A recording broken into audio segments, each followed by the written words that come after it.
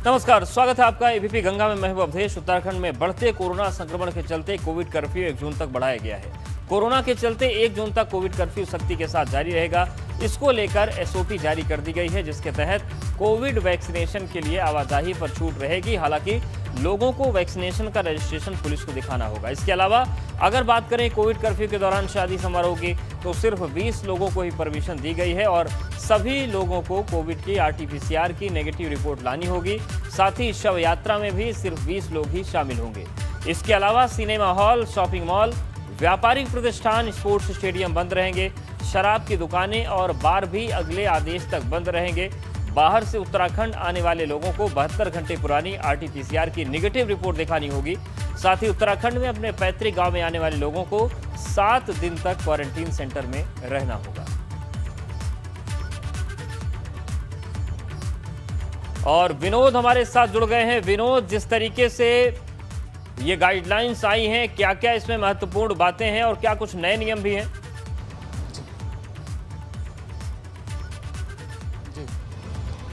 अवधेश, देखिए, पिछले अगर एक सप्ताह की बात करें तो पूरे उत्तराखंड में ज़रूर कोरोना के मामलों में और जो मौत के आंकड़े थे उसमें ज़रूर गिरावट आई है। लेकिन अगर बात करें तो पूरे संक्रमण को देखते हुए राज्य सरकार कोई अभी रिस्क नहीं लेना चाहती है और यही वजह है कि सामान्य थोड़ी स्थिति ज़रूर उत्तराखंड में हुई है। लेकिन आज सुबह 5 बजे तक कोविड कर्फ्यू की मियाद थी, लेकिन राज्य सरकार की ओर से कोविड कर्फ्यू को अब आगामी 1 जून तक बढ़ाया गया है, क्योंकि लगातार अभी भी ऐसी स्थिति उत्तराखंड में है कि लगातार ऊपरी पहाड़ी इलाकों से लेकर मैदानी क्षेत्रों तक लगातार कोरोना के मामले बढ़ते जा रहे हैं और मौत के आंकड़े भी लगातार मिल रहे हैं। तो जिसके चलते अब कोविड कर्फ्यू की मियाद को जरूर 1 जून तक राज्य सरकार की ओर से बढ़ाया गया है। 8 बजे से लेकर 11 बजे तक जो आवश्यक दुकानें हैं उनको खोलने की अनुमति दी गई है और ऐसे में जो पूर्व की गाइडलाइन कोविड कर्फ्यू के दौरान थी उसी को यथावत रखने के भी निर्देश दिए गए हैं। लेकिन कोविड कर्फ्यू का सख्ती से पालन कराने के लिए दिशा निर्देश राज्य सरकार की ओर से दिए गए हैं, क्योंकि लगातार अब राज्य सरकार, जैसे मैंने बताया, कि कोई रिस्क नहीं लेना चाहती, क्योंकि मामलों में गिरावट तो जरूर आए हैं और जो लगातार 200 के करीब प्रतिदिन मौत हो रही थी वो घटकर अब सैकड़ों यानी 100 से कम हो चुकी है और जो करीब 9000 के आंकड़े लगातार प्रतिदिन उत्तराखंड में आ रहे थे उनमें ज़रूर गिरावट आई है। तो थोड़ी सी राहत ज़रूर मिली है, लेकिन अभी भी स्थिति सामान्य नहीं है, क्योंकि लगातार अभी भी मामले मैदान से लेकर पहाड़ तक लगातार मिल रहे हैं कोविड के। तो ऐसे में कोविड कर्फ्यू की मियाद को राज्य सरकार ने आगामी 1 जून तक बढ़ाया है। बिल्कुल, और बता दूं कि लगातार लापरवाही ना हो इसकी कोशिश की जा रही है, लेकिन लोगों को भी अपनी जिम्मेदारी निभानी पड़ेगी। विनोद, हमारे साथ आप बने रहिए। कुछ और महत्वपूर्ण खबरें हैं, इस पर आपसे जानकारी लेंगे। पहाड़ पर कोरोना के नए मामलों से पहले कमी दर्ज हो रही है, हालांकि ब्लैक फंगस अपने पावर पसार रहा है। बात करें कोरोना के आंकड़ों की, तो यहां बीते 24 घंटे में 2071 नए कोरोना मरीज मिले। इसके बाद एक्टिव केसों की संख्या घटकर 49,579 रह गई है। तो वहीं ब्लैक फंगस का आंकड़ा सेंचुरी लगा चुका है। पहाड़ पर अब ब्लैक फंगस के 100 से ज्यादा मरीज हैं, जिनमें 70 का इलाज ऋषिकेश एम्स में चल रहा है। तो प्रदेश में 118 ब्लैक फंगस के मामले सामने आए हैं। 70 लोगों का इलाज ऋषिकेश एम्स में चल रहा है। तेजी से ब्लैक फंगस का ग्राफ बढ़ रहा है और राज्य में ब्लैक फंगस के आंकड़े ने सेंचुरी मार दी है। विनोद हमारे साथ बने हुए। विनोद, कई चुनौतियां हैं। चुनौतियां ये है कि वक्त रहते इसका पता चल जाए। सबसे बड़ी चुनौती जो आ रही है कि ब्लैक फंगस का जो इंजेक्शन है उसकी आपूर्ति नहीं हो पा रही, उसकी बहुत कमी है। अब क्या मास्टर प्लान बना है इससे निपटने के लिए? जी अवधेश, देखिए, एक तरफ कोरोना संक्रमण के चलते थोड़ी राहत तो जरूर उत्तराखंड को मिली है, लेकिन ब्लैक फंगस लगातार लोगों की चिंता बढ़ा रहा है, स्वास्थ्य विभाग की चिंता बढ़ा रहा है, क्योंकि पूरे प्रदेश में 118 मामले ब्लैक फंगस के हैं, जिसमें से अब तक 9 लोगों की जान चली गई है और ऐसे में 5 लोग ब्लैक फंगस के जो मरीज थे वो स्वस्थ होकर अपने घर पहुंच चुके हैं। लेकिन लगातार मामले अब ब्लैक फंगस के निकलते जा रहे हैं, जिसके चलते राज्य सरकार की ओर से स्वास्थ्य विभाग को व्यापक तैयारी करने के निर्देश दिए गए हैं और जो राज्य के बड़े अस्पताल है जिसमें दून अस्पताल है, हिमालयन है और या फिर ऋषिकेश एम्स में, उसमें व्यापक तैयारी रखने के भी निर्देश दिए गए हैं, ताकि अगर कोई मरीजों की संख्या बढ़ती है तो पूर्ण रूप से जो भी तैयारी अस्पतालों की होती है वो व्यापक हो। ऐसे में ऋषिकेश एम्स की बात करें तो करीब 100 बेड ब्लैक फंगस के मरीजों के लिए वहाँ एक्स्ट्रा लगाए गए हैं। अगर मरीजों की संख्या बढ़ती है तो पहले से ही ऐसी तैयारी अस्पतालों की हो, ताकि कोई ऐसी दिक्कतें लोगों को सामने ना हो। लगातार अब स्वास्थ्य विभाग अलर्ट है। एक तरफ कोरोना की मामलों में जो गिरावट आई है, लेकिन ब्लैक फंगस के मामले लगातार बढ़ रहे हैं और प्रदेश के 3 जनपद अवधेश ऐसे हैं जिसमें नैनीताल है, उधमसिंह नगर है या फिर देहरादून है।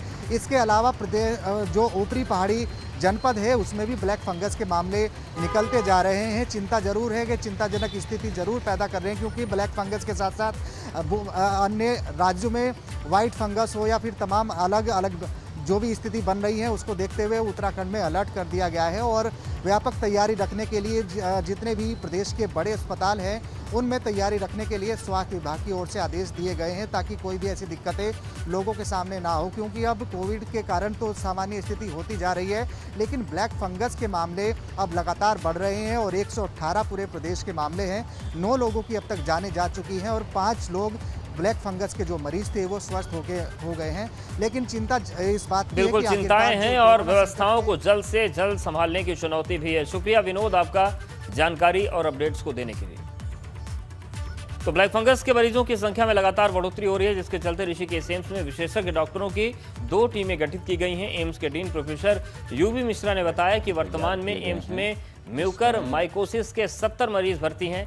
कोविड पॉजिटिव और नेगेटिव रोगियों को अलग अलग वार्ड में रखा गया है। साथ ही 10 आईसीयू बेड समेत कुल 100 बेड की व्यवस्था की गई है। इनमें से ज्यादातर बेड ब्लैक फंगस के मरीजों के लिए तय किए गए हैं। डेट में हमारे पास म्यूकर के 70 रोगी हैं, जिनके लिए हमने एक एरिया डेजिग्नेट कर रखा है और वहाँ आइसोलेशन वार्ड बना के इन रोगियों का ट्रीटमेंट हो रहा है। इस आइसोलेशन वार्ड में लगभग 100 बेड अभी तैयार किए गए हैं, जिसमें 10 आईसीयू बेड्स हैं। हमारी 2 ईएनटी की टीम है जो दिन रात ऐसे पेशेंट्स की सर्जरी करती हैं और एक दिन में करीब 10 से 12 सर्जरीज की जा रही हैं।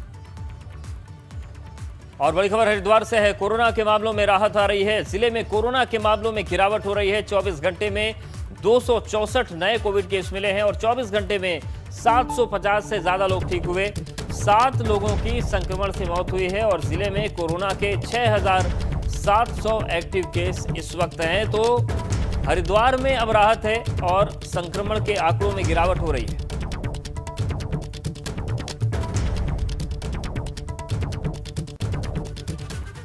और कोरोना महामारी के बीच उत्तराखंड में ब्लैक फंगस के मामले लगातार बढ़ रहे हैं। अब तक प्रदेश में 100 से ज्यादा मामले सामने आ चुके हैं। ब्लैक फंगस के इलाज में सबसे कारगर एंटी फंगल दवा एम्फोटेरिसिन है। राज्य सरकार की डिमांड पर केंद्र सरकार से इंजेक्शन उत्तराखंड पहुंच रहे हैं। हाल ही में करीब 400 इंजेक्शन उत्तराखंड आए हैं। डिमांड ज्यादा होने की वजह से मरीजों को इंजेक्शन वक्त पर नहीं मिल पा रहे हैं। आपको बता दें कि जो जानकारी है उसके मुताबिक एक मरीज को लगभग 50 इंजेक्शन की जरूरत होती है, लेकिन केवल अभी 400 जा रहे हैं। लेकिन इसके अगले कुछ ही दिनों में इस दवा की कमी पूरी हो पाएगी। रुद्रपुर में वीएचबी मेडिसाइंस प्राइवेट लिमिटेड में इस दवा का प्रोडक्शन शुरू हो चुका है। साथ ही हरिद्वार सिडकुल में मौजूद एकम्स फार्मास्यूटिकल प्राइवेट लिमिटेड में भी जल्द ही इस दवा का निर्माण शुरू हो जाएगा। जिला ड्रग इंस्पेक्टर की माने तो एकम्स कंपनी में इंजेक्शन के प्रोडक्शन के लिए शासन से बात चल रही है और जल्द ही फाइनल डिसीजन लिया जाएगा। फिलहाल अभी जो है एकम्स प्राइवेट लिमिटेड को जो है बोला गया है कि आप इस दवा का निर्माण करेंगे। अभी उन्होंने कोई ऐसी परमिशन अभी तक नहीं ग्रांट हुई है उसको। और दूसरा जो है वीएचपी रुद्रपुर, ये कंपनी जो है वीएचपी ये बनाने लगी है। 27 तारीख को उसका पहला बैच रिलीज होगा, ऐसा जो मुझे ज्ञात हुआ है। और दूसरा जो है वीएचपी को जो है रेमडेसिविर बनाने की भी अनुमति मिल चुकी है। और सीएम तीरथ सिंह रावत सोमवार को चंपावत के दौरे पर रहे। इस दौरान मुख्यमंत्री ने जिला अस्पताल के कोविड केयर सेंटर का जायजा लिया। सीएम के साथ सांसद अजय टमटा भी मौजूद रहे। मुख्यमंत्री और सांसद अजय टमटा पीपीई किट पहनकर कोविड पेशेंट से मिले और उनका हालचाल जाना। तो मुख्यमंत्री तीरथ सिंह रावत लगातार दौरे पर हैं।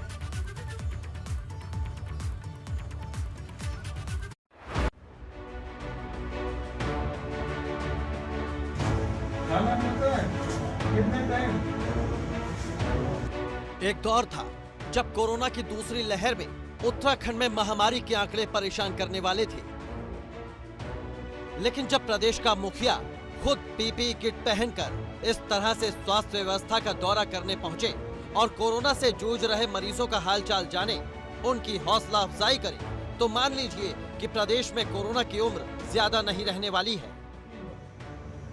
अच्छा महसूस सब ठीक है ना? ठीक है ना?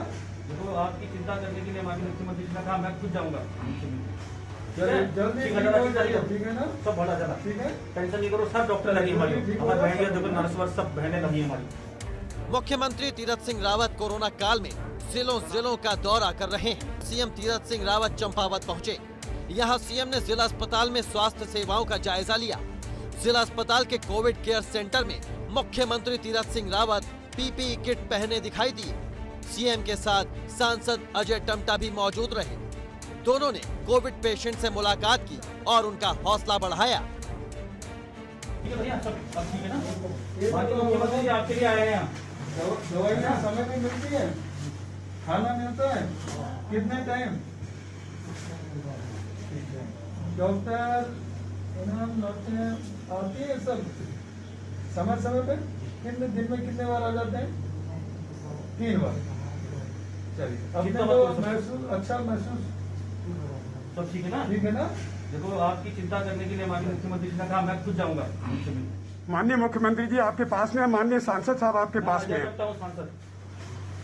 जल्दी ठीक है ना? सब बड़ा चला ठीक है, टेंशन नहीं करो, सब डॉक्टर लगी हमारी बहनें, देखो नर्स वर्स सब बहनें लगी हमारी, सब डॉक्टर की चलिए स्वस्थ जल्दी हो जाइए। ठीक है।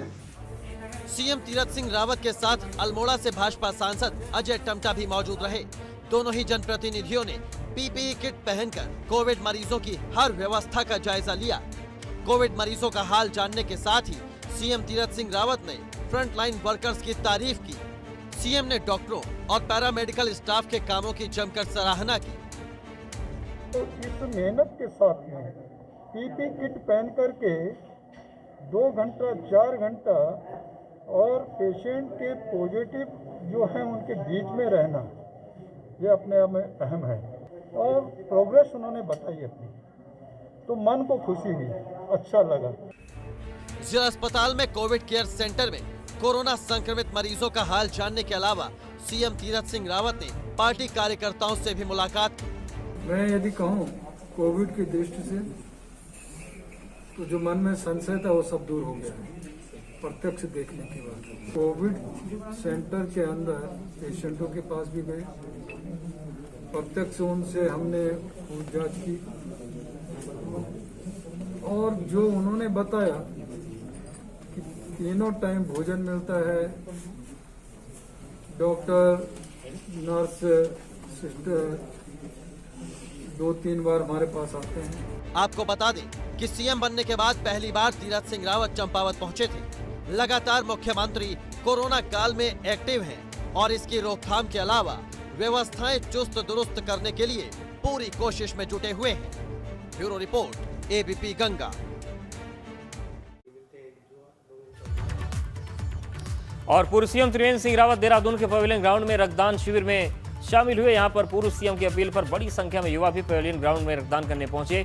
त्रिवेंद्र सिंह रावत ने युवाओं की हौसला अफजाई की। उन्होंने कहा कि प्रदेश में कोरोना के मामले बढ़ रहे हैं, ऐसे में ब्लड की ज़्यादा ज़रूरत पड़ रही है।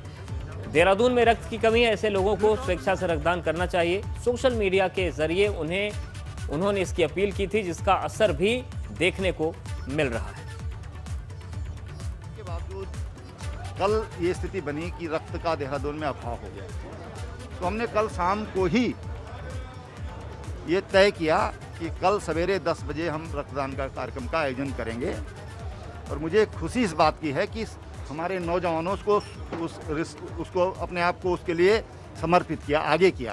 और आज आप देख रहे हैं कि इतनी बड़ी संख्या में यहाँ पर केवल सोशल मीडिया के माध्यम से, व्यक्तिगत भी किससे बातचीत नहीं हो पाई, आज यहाँ पर रक्तदाता आ रहे हैं।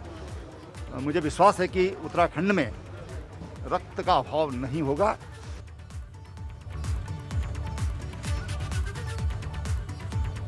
कांग्रेस के प्रदेश अध्यक्ष प्रीतम सिंह भी रुड़की पहुंचे। यहां पर उन्होंने पूर्व प्रधानमंत्री स्वर्गीय राजीव गांधी की पुण्यतिथि के मौके पर कांग्रेस कार्यकर्ताओं की ओर से आयोजित रक्तदान शिविर में शिरकत की। इस रक्तदान शिविर में कई लोगों ने ब्लड डोनेट किया। प्रीतम सिंह ने कहा कि कोरोना काल में लोगों को ब्लड के लिए इधर उधर न भटकना पड़े, इसलिए कांग्रेस की ओर से पूरे प्रदेश में रक्तदान शिविर लगाया जा रहा है।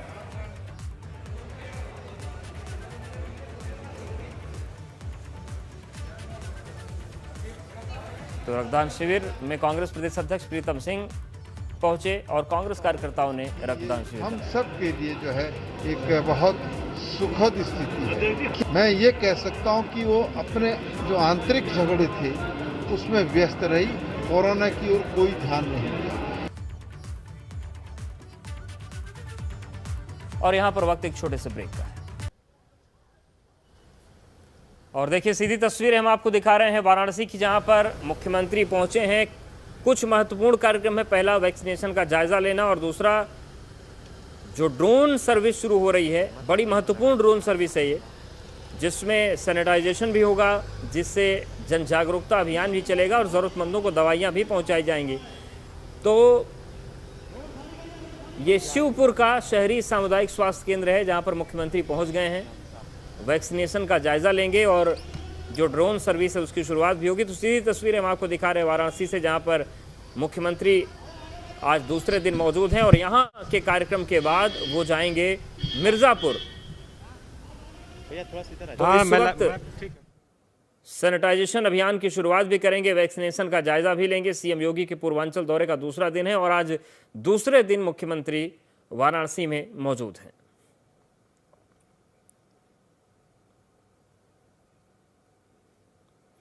तो एबीपी गंगा पर सीधी और एक्सक्लूसिव तस्वीरें आप देख रहे हैं। वाराणसी के दौरे पर मुख्यमंत्री हैं और इस वक्त वो पहुंचे हैं वैक्सीनेशन सेंटर और इसके साथ ही साथ सैनिटाइजेशन अभियान की जो शुरुआत होने वाली है, बड़ा महत्वपूर्ण सैनिटाइजेशन अभियान है क्योंकि 3 विशेष ड्रोन वाराणसी में मंगवाए गए हैं। पहला ड्रोन जो है वो ये है कि वो आसमान से ही सैनिटाइजेशन कर पाएगा, चाहे वाराणसी की पतली पतली छोटी गलियां हों या फिर ग्रामीण इलाकों की बात कही जाए जहां पर बहुत दूर दूर में टोले मजरे होते हैं। इसके अलावा अगर हम बात करें दूसरे ड्रोन की तो उसमें दवाइयां भेजी जा सकेंगी। और तीसरा जो है देखिए स्पीकर जिसमें लगा हुआ है, ये तीसरा ड्रोन है, जन जागरूकता अभियान इससे चलेगा, लोगों को संदेश दिए जा सकेंगे। और नीतीश हमारे साथ जुड़ गए हैं। नीतीश, फिलहाल इस वक्त मुख्यमंत्री वहां पर पहुंच गए हैं, क्या कुछ हो रहा है? अवधेश, इस समय शहरी सामुदायिक आप देखिए इस अस्पताल के भीतर मुख्यमंत्री मौजूद हैं और व्यवस्था है, क्या होना है, जिस तरह की व्यवस्था है, क्या व्यवस्था है, क्या होना है, ये सारी व्यवस्थाओं का मुख्यमंत्री जायजा ले रहे हैं। और इसके साथ ही इस अस्पताल में कुछ मरीज भी हैं, वो मरीज क्या है उनका भी जायज़ा ले रहे हैं कि उसमें उन मरीजों की सुविधाएं कैसी हैं, उनको व्यवस्थाएं मिल रही हैं, सुविधाएं मिल रही हैं, क्या है स्थिति। तो इस पूरी व्यवस्था का मुख्यमंत्री अंदर जायज़ा ले रहे हैं। इसके साथ ही यहाँ के बाद मुख्यमंत्री फिर ये जो तीनों ड्रोन हैं, गरुड़ ड्रोन, यहाँ पर आएंगे और यहाँ पर आकर मुख्यमंत्री इन ड्रोन्स की शुरुआत कर देंगे। यहाँ पर काशी में जिस तरह से सैनिटाइजेशन होगा, लोगों को जागरूक किया जाएगा और इसके साथ ही जो लोग दवाओं के इच्छुक होंगे, जिनको दवाएं ज़रूरी होंगी, जिनके लिए उनको ये दवाएं यहाँ से ड्रोन के द्वारा भेजी जा सकेंगी। तो ये अत्याधुनिक सुविधा की शुरुआत करेंगे और इसका मैसेज होगा सेवा आपके द्वार। तो मुख्यमंत्री बनारस में आज दूसरा दिन और दूसरे दिन शहरी सामुदायिक स्वास्थ्य केंद्र पर। अवधेश, आपको बता दें कि बनारस में मुख्यमंत्री के दूसरे दिन के दौरे का एक खास मतलब है। खास मतलब इसलिए है कि आज दूसरे दिन मुख्यमंत्री ग्रामीण क्षेत्रों में, अगर खासतौर पर जो शहरी है तो ये शहर हिस्से में पड़ता, मुख्यमंत्री यहाँ के बाद चिरई गांव जाएंगे। चिरई गांव में जिस तरह की व्यवस्था, बिल्कुल, तो चाहे शहरी क्षेत्र हो चाहे ग्रामीण क्षेत्र हो, वहां पर और देखिए बिल्कुल यहाँ पर व्यवस्थाओं का जायजा लेते हुए ये देखिए अवधेश जी, ये सामने मुख्यमंत्री और यहाँ पर लगातार अधिकारियों से, वाराणसी के जो कमिश्नर हैं उनसे लगातार जो जानकारियां हैं वो लेते हुए मुख्यमंत्री कि आखिर ये ड्रोन क्या है, इसकी सेवाएं क्या हैं, सुविधाएं क्या हैं। और इसके साथ ही आप देखिए सामने हैं बनारस के सारे अधिकारी और इसके साथ ही जनप्रतिनिधि भी मौजूद हैं। ये सारे जनप्रतिनिधि मौजूद हैं और उनसे पहले मुख्यमंत्री ने इस ड्रोन के बारे में जानकारी ली और अब इस ड्रोन सेवा की शुरुआत और ड्रोन उड़ता हुआ ये देखिए ड्रोन यहाँ पर अब उड़ता हुआ आप देखिए ये वो ड्रोन उड़ाया गया है जो लोगों को जागरूक करेगा। इसमें लाउडस्पीकर लगा हुआ है जो बनारस के विभिन्न क्षेत्रों में लोगों को जागरूक करता हुआ नजर आएगा। तो कोरोना से बचाव के लिए सबसे बड़ा जो मंत्र है वो जागरूकता है और इस ड्रोन के जरिए जागरूकता का संदेश प्रसारित किया जाएगा। तो मुख्यमंत्री ने इस ड्रोन की यहाँ से शुरुआत की है और इस सामुदायिक स्वास्थ्य केंद्र में व्यवस्थाओं का जायजा लिया है। किस तरह की व्यवस्थाएं हैं, टीकाकरण का जायजा लिया है, यहाँ पर टीकाकरण किया जा रहा है तो उसका जायजा लिया है, उसके बारे में जानकारी हासिल की है। लोगों को यहाँ पर किस तरह की व्यवस्था दी जा रही है, इन सारे विषयों पर मुख्यमंत्री ने जानकारी हासिल की। और आप देखिए मुख्यमंत्री कैमरे में सामने आपकी स्क्रीन पर यहाँ पर व्यवस्थाओं को जानते हुए बनारस में किस तरह की व्यवस्थाएं की गई हैं, बनारस में आगे आने वाले समय में और किस तरह की व्यवस्थाओं की ज़रूरत है, इन सारे विषयों को मुख्यमंत्री अधिकारियों से जान रहे हैं।